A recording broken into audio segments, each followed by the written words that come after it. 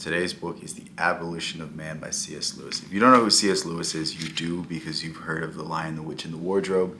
He is a great fantasy writer, but he's also a great nonfiction writer as well. And a lot of his nonfiction is about Christianity. It's about the traditional Christian morality and how people are kind of get away from it. And he's one of the strongest proponents of the church. And out of anything I've read, he's probably the most convincing in terms of traditional Christianity. But in this book, it's not so much about faith. It's more so about destroying values and replacing them with nothing. And basically what he starts out saying is he takes like some book that is given to young kids. I'm not exactly sure what age the kids were, but basically it was teaching them to reject traditional morality, reject traditional values, and then replace them with nothing.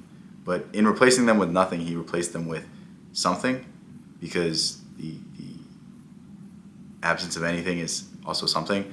And there was nothing behind it. There was no foundation. They were building men with hollow chests, as he was saying. They were building people that didn't stand for anything. And it's a very interesting idea, because recently I've been reading a lot about absurdism, I'm reading existentialism, I'm reading other philosophical texts, and it's really easy to point out the flaws with society. It's really easy to point out a lot of the issues with everything going on, but it's a lot harder to come up with your own belief system, come up with something that replaces these new ideas, that replaces these ideas of honor, these ideas of helping everyone out, the ideas that really went to found the institutions. And it's a very good pushback to everything I've been reading, because I've never really seen a strong argument for accepting society, accepting the bad things that come with society, accepting the doctrines and all of these things. But I think this is probably the best attempt, simply because C.S. Lewis understands that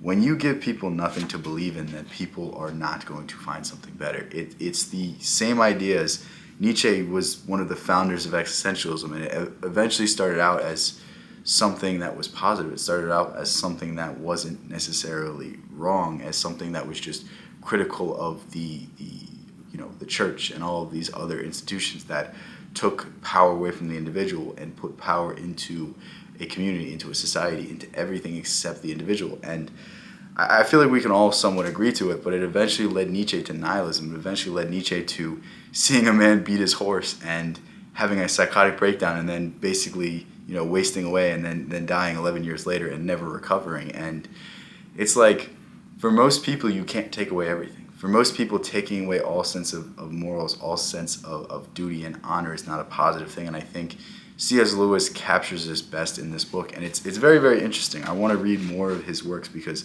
I've read the Screwtape Letters. It's a very good book. I did a video on that. I'll link it at the end. But this is a very interesting book. It really was. I am usually someone that says there is no real need for these institutions. There's no real need to give power to these structures. But even if you look into the Articles of Confederation versus the Constitution of the United States, the reason the original government of the United States failed was simply because there was too much individuality in between the states. There was not enough centralized power, and it didn't necessarily represent the state's interest the best. It didn't necessarily represent the union's interest the best. And yeah, it's the push and pull, it's the give and take, it's the opposite to what I normally believe, and it really got me thinking. And that's the greatest thing about these books. Like, I don't read to confirm my biases. I don't read to confirm anything. I read to see different perspectives, to see different sides, and hopefully at least take something away. Hopefully strengthen my argument. Now,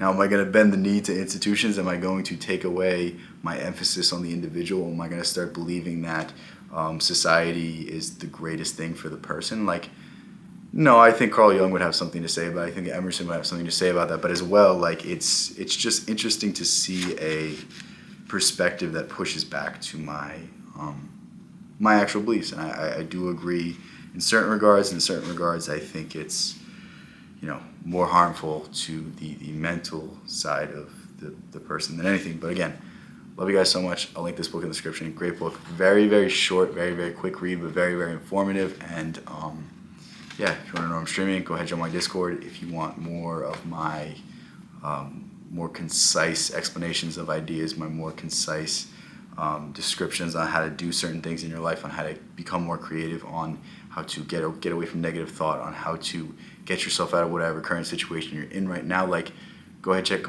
out my school. I also have some of my own writings as well. I'm starting to write a little bit of philosophy.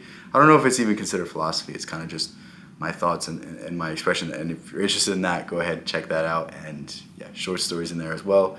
Love you guys. Peace out. Catch you in the next one.